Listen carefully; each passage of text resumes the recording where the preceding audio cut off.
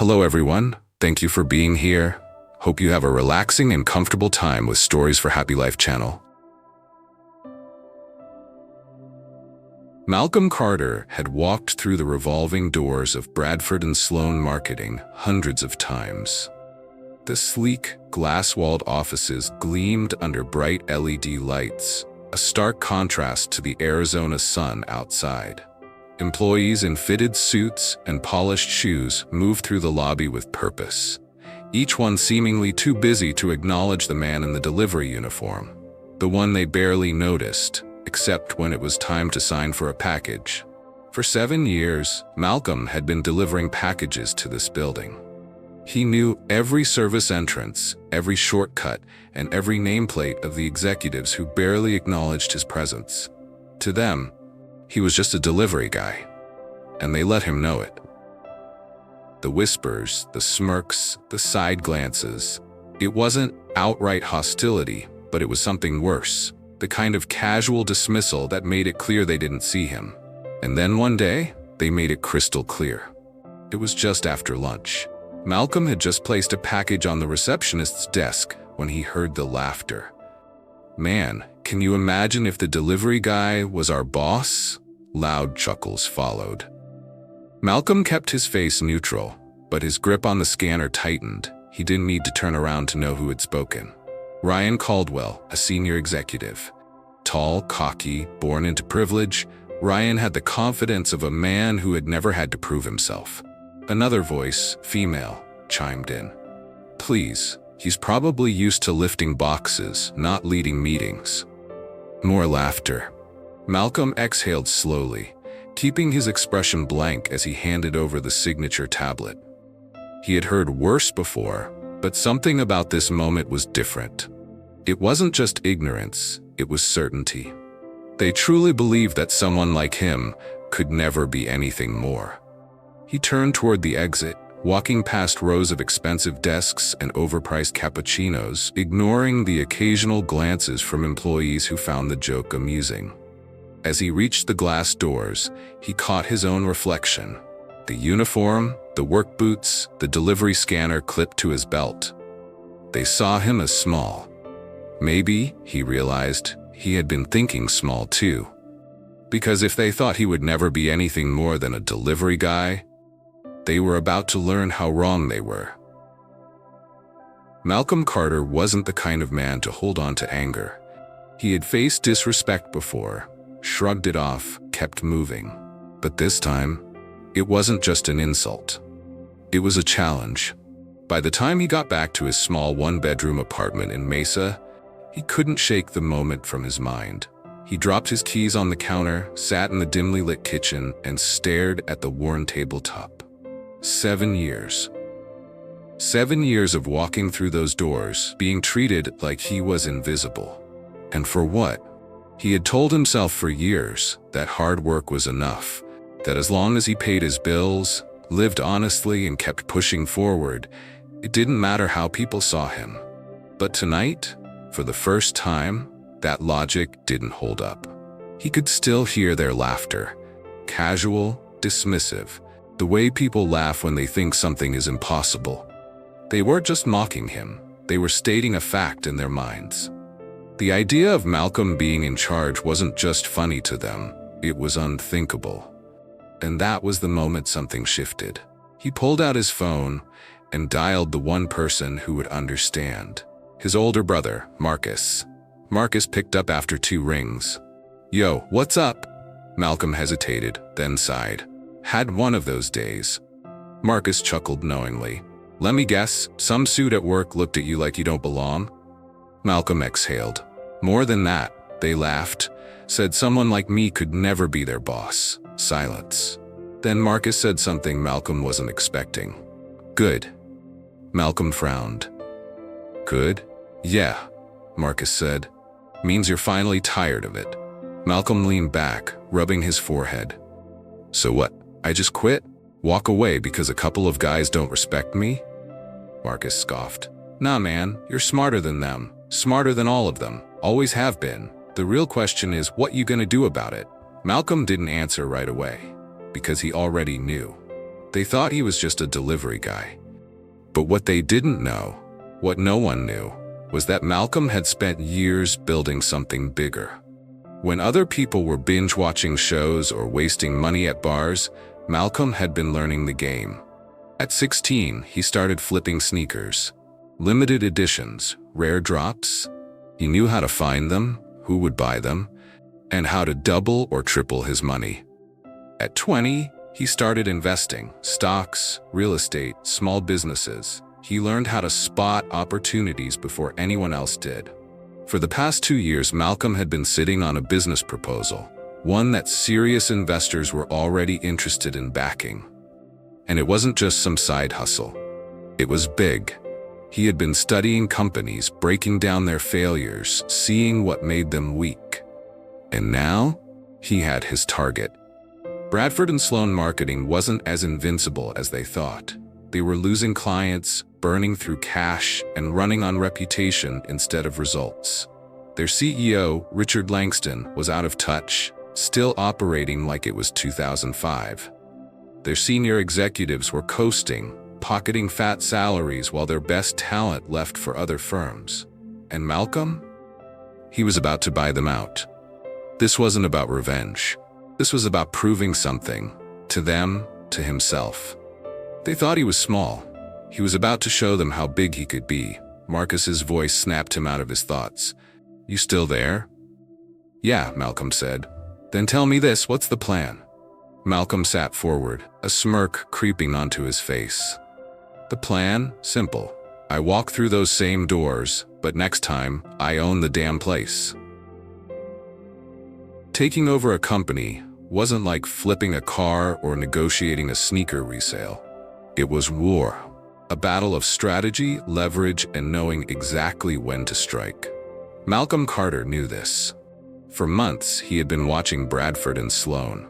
Their biggest clients were scaling back. Their retention rates were dropping. Their expenses were out of control. And worst of all, their leadership had no clue how to fix it. On the surface, the company still had its sleek, high-rise offices, its polished brand, its expensive coffee machines and floor-to-ceiling windows that made it look like a fortress of success. But underneath, it was sinking. And Malcolm wasn't the only one who noticed. Industry whispers had already started. Investors were nervous, clients were rethinking contracts. Some employees sensed the shift, while others remained in denial, clinging to the belief that their company was untouchable. But nothing is untouchable. And Malcolm was about to prove it. Step 1. Securing the shares. Bradford Sloan wasn't a publicly traded company, but it had multiple stakeholders. Private investors, former executives, people who had put money in years ago and were now desperate to get out before the company collapsed. Malcolm approached them one by one. He wasn't flashy. He didn't walk in wearing a suit and tie, trying to impress them with fake corporate jargon. No, he showed them numbers. Cold, hard facts. Your shares are bleeding value. This company has 6 months before it starts layoffs. If you sell to me now, you walk away with cash in your pocket. If you wait, you walk away with nothing. Some were skeptical. A delivery guy buying into a major marketing firm? But money talks. And Malcolm had the leverage. One by one, they signed over their shares. It took weeks. Long nights of negotiation, meetings in dimly lit hotel lounges, contracts reviewed over Zoom calls after finishing long shifts. But when the paperwork was finally done, Malcolm held the controlling interest. He owned Bradford Sloan. Step 2. Confronting the CEO. Richard Langston had built his career on luck, not skill. He was a man who had inherited power rather than earning it. His biggest talent? Networking. Golfing with the right people. Name-dropping at overpriced cocktail parties. But luck runs out, and Langston was out of time. Malcolm didn't send a formal letter. He didn't request a meeting weeks in advance. No, he sent one email to Langston's assistant. Subject: immediate discussion required. Ellen, Langston's longtime assistant, blinked when she saw the sender's name. She had seen Malcolm before, dozens of times, as a delivery guy. Why the hell was he emailing the CEO directly? She hesitated, then knocked on Langston's door. "Sir, I just received an urgent email from Malcolm Carter." Langston didn't even look up. "Who?" "The delivery guy," Ellen said hesitantly. Langston let out a dry laugh, shaking his head. "The guy from the lobby? What could he possibly want?" "He's requesting an immediate meeting." Langston sighed, rubbing his temples. He was already in a foul mood. Profit reports were grim. Their largest client had just pulled their contract. The last thing he needed was some joke of a meeting. "Fine," he muttered, waving a dismissive hand. "Bring him in. Let's get this over with." By the time Malcolm walked into the office that morning, the energy in the building had already shifted. Murmurs filled the hallways. Employees exchanged glances. The receptionist, the same woman who barely acknowledged him for years, sat up straighter when he entered. Langston didn't stand up, didn't shake his hand, didn't even look at him properly. "All right, what's this about?" Langston asked, still focused on his computer screen. Malcolm took a seat across from him. Then, without a word, he set a thick envelope on Langston's desk. Langston frowned. "What's this?" "Your replacement papers," Malcolm said. Langston finally looked at him. Really looked. Then he laughed. You think you can just waltz in here and—" "I don't think," Malcolm interrupted. "I know." Langston scoffed, shaking his head. "This firm isn't for sale." Malcolm leaned forward. "It was. You just didn't know it." Langston's face lost color. He snatched up the envelope, flipping through the documents. His hand started shaking. Because there it was. The proof. Malcolm owned the company. Langston's voice was barely above a whisper. This can't be real." Malcolm stood. "You have until the end of the day to clear out your office." Langston just stared at him, speechless, powerless. Malcolm turned toward the door, pausing for a moment. Then over his shoulder, he added with a smirk, "Oh, and Richard, don't worry. I'm sure there's a delivery job out there for you somewhere." Langston's jaw tightened, his face red with humiliation. But he said nothing, because there was nothing left to say. For the first time in his own company, Langston was no longer in charge. Malcolm was. And this was just the beginning. By the time Malcolm walked out of Langston's office, the whispers in the building had erupted into full conversations. Employees huddled near their desks, glancing toward the CEO's office door, their voices hushed but filled with shock, confusion, and curiosity. Something big had just happened, something no one expected. Malcolm didn't slow down. He strode through the halls of Bradford and Sloan like a man who belonged there. Because now? He did. He stopped at Ellen's desk. Langston's longtime assistant had always been polite, professional, and unlike most of the others, she had never looked down on him. She sat there, staring at him, as if waiting for an explanation. Malcolm simply said, "Conference room, 10 minutes, get everyone in there." She hesitated for only a moment before nodding. "I'll send the email now." 10 minutes later, the entire company was gathered in the sleek glass-walled conference room. The employees of Bradford and Sloan were some of the most confident, sharp-dressed professionals in the industry. But today, they looked uncertain, confused, and in some cases, worried. At the front of the room, Malcolm stood alone. No suit, no expensive watch, just authority. Ryan Caldwell, the senior executive who had mocked Malcolm the most, stood with his arms crossed, an arrogant smirk on his face. "What is this? A security briefing?" Ryan muttered to a colleague. His friend smirked. "Maybe they're laying off the cleaning crew." The jokes stopped the moment Malcolm stepped forward and spoke. "I'm sure you're all wondering why I called this meeting." A few exchanged glances. Some shifted uncomfortably. "As of this morning," Malcolm continued, "I am the new majority owner of Bradford and Sloan." For a moment, no one moved. Then, from somewhere in the back, a disbelieving laugh. Ryan folded his arms, still smirking. "You're joking." Malcolm turned his gaze to him, calm and unreadable. "Do I look like I'm joking?" The room stayed silent. Malcolm set a thick stack of documents on the table. financial reports, contracts, every legal document that proved his ownership. He gestured to them. If anyone has doubts, feel free to take a look. Nobody moved, because deep down, they already knew it was true. Malcolm Matthews, the delivery guy, was now their boss. Malcolm let them sit with the weight of the moment. Let them feel it. Then he continued. I've worked in this building for years. Most of you never noticed me. Some of you did, and made sure I knew exactly what you thought of me. His gaze flickered briefly toward Ryan.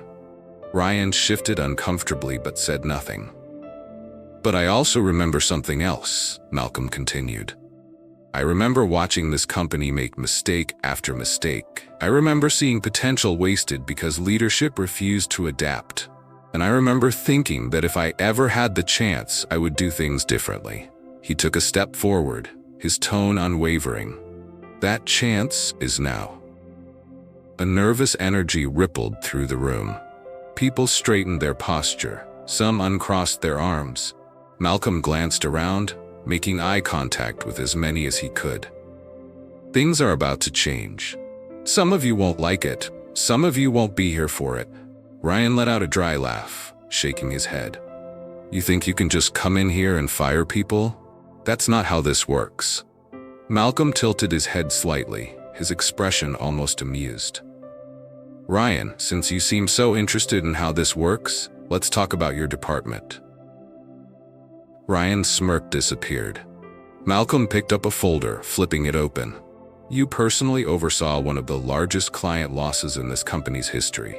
You overpromised, underdelivered, and failed to adjust strategies when the market shifted. The client walked, taking millions with them. Ryan went pale. Malcolm shut the folder. So if we're questioning who deserves to be here, I'd say you have a lot more to answer for than I do. The room was dead silent. Ryan's jaw tightened. This is a mistake. No, Malcolm said calmly. The mistake was assuming I didn't belong here. Some of you are wondering if you're about to lose your jobs, Malcolm said, his voice steady. Some of you will. The air in the room felt thicker. Malcolm picked up another folder. I've already done my research. I know who brings value to this company. I know who's been skating by. I know who's been taking credit for other people's work. His gaze swept the room. There's dead weight in this company, and I don't carry dead weight. People visibly tensed. If you're here to work, to contribute, to actually build something better, you have nothing to worry about. But if you're just here to collect a paycheck and keep up appearances, he shrugged, you won't last long. Then Malcolm delivered the final blow. Termination notices will be sent out by the end of the day. The air left the room. Ryan's eyes widened. You can't do this. I can, Malcolm said simply, and I will. Ryan clenched his fists, then straightened his tie. Fine, he spat. I quit. Malcolm met his stare. That's the first good decision you've made in years. Ryan scoffed, shaking his head. Then, without another word, he stormed out. The door slammed behind him. Malcolm let it sit for a moment. Then he turned back to the room. For those of you still here, remember this. Bradford and Sloan isn't just going to survive. It's going to become something better than it ever was before. But that only happens if the right people are in place. He scanned their faces. If you're willing to step up, to work, to actually build something meaningful, you'll have a place here. But if you're only here because you think you deserve to be. He gestured toward the door. You can follow, Ryan. The weight of his words settled over the room, and for the first time, everyone understood. This company would never be the same again. By the time Malcolm left the conference room, the office was completely different. Not in appearance, not in structure, but in energy. Some employees sat frozen at their desks, still trying to process what had just happened. Others huddled in small groups, whispering in hushed voices, their glances constantly flickering toward the hallway, toward him. And then there were a few, just a few, who looked at Malcolm with something else in their expressions. Not fear, not resentment, but admiration. Because no matter what anyone thought about him before today, one thing was clear. Malcolm Matthews was not just passing through anymore. He owned this place, and from now on, everything was going to be different. Malcolm walked toward what was now his office, formerly Langston's. For years, he had delivered packages to this building. Today, he had delivered a message, and everyone had heard it loud and clear. As he reached the office door, Ellen, the former CEO's assistant, was already there. She had been watching the meeting from afar. Now, she stood with her arms crossed, studying Malcolm carefully. "You really did it," Malcolm smirked, opening the door. "Looks that way." She followed him inside. The office was bigger than he expected.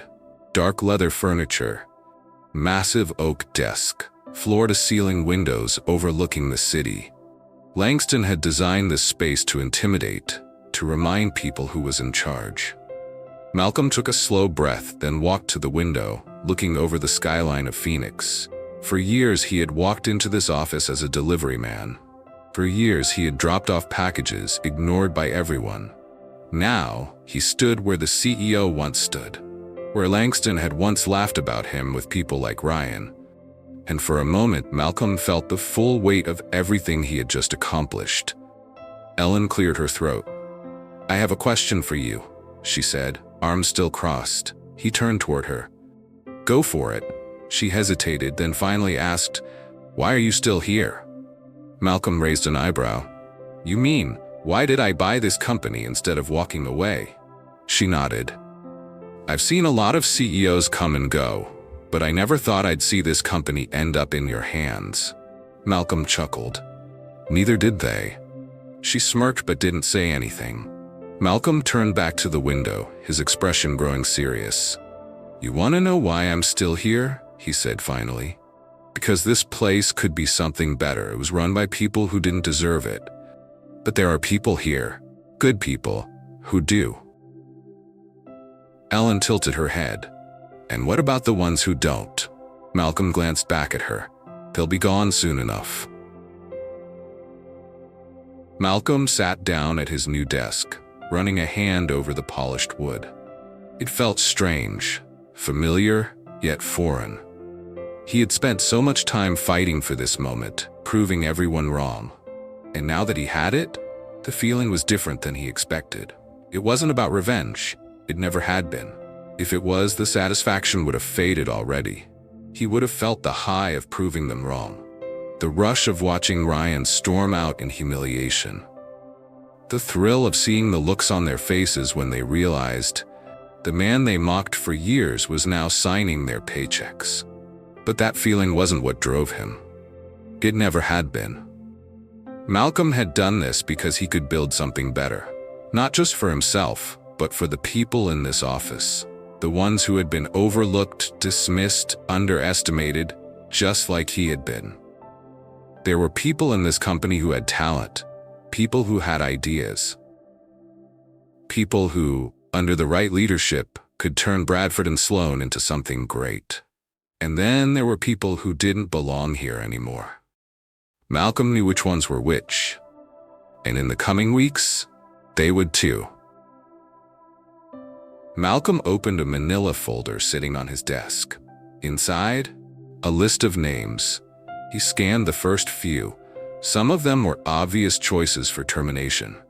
People who had been sitting on their titles without actually contributing. People like Ryan. But some names surprised him. Names of junior employees who had potential, people who had been ignored by upper management for years. He tapped his fingers against the desk, thinking. Then he picked up his phone and dialed. The first call was to HR. The termination notices would be finalized today. The second call was to the hiring department. Because if he was going to rebuild this company, he needed to bring in fresh talent. Talent that wasn't drenched in arrogance. Talent that wasn't comfortable with mediocrity. Talent that actually wanted to work. The last call? That one was to his brother, Isaiah. The moment Isaiah picked up, Malcolm grinned. Yo. Isaiah chuckled. How'd it go? Malcolm leaned back in his chair, smirking. Let's just say Bradford and Sloan is under new management. Isaiah laughed. You mean they actually let you in the boardroom? Malcolm's grin widened. I own the boardroom. Isaiah whistled. Damn, so what's next? Malcolm glanced at the list of names in front of him. Then he looked out the window at the city skyline. Now, he said, now we build something they never saw coming. As Malcolm sat in his new office, one thing became crystal clear. Respect isn't given, it's earned. Success isn't about where you start, it's about how you finish. The same people who had laughed at him were now the ones packing up their desks. The same ones who dismissed him now had to answer to him. And the company that once saw him as nothing more than a delivery guy now depended on him to survive. Malcolm didn't just take over Bradford and Sloan, he transformed it. He had played the long game, and he won. It was just the beginning. Final thought, the beginning, not the end. As the sun set over Phoenix, Malcolm stood at his window, watching the city below. This wasn't the end of his journey, it was just the beginning. Because for the first time in his life, he wasn't just proving himself, he was leading. And this was only the start. What is lesson here? 1. Respect isn't given, it's earned. People will judge you based on where you start, not realizing where you're headed. You don't need their approval, you just need your plan. 2. Play the long game. Success isn't about proving them wrong today, it's about positioning yourself to win tomorrow. Malcolm didn't fight for validation. He studied, strategized, and waited for his moment. 3. Never let others define your potential. The world saw Malcolm as a delivery guy. He saw himself as a future leader. Your job title today doesn't define your capabilities or your future. 4. Adapt or get left behind. Bradford and Sloan failed because they relied on old habits and arrogance. Malcolm thrived because he observed, learned, and innovated. Those who refuse to change will always lose to those who embrace growth. 5. Leadership isn't about revenge, it's about vision. Malcolm didn't just take over the company, he transformed it. Real success isn't about getting even, it's about building something greater than yourself. If you find this story interesting and learn something for yourself, please help us share it with your friends.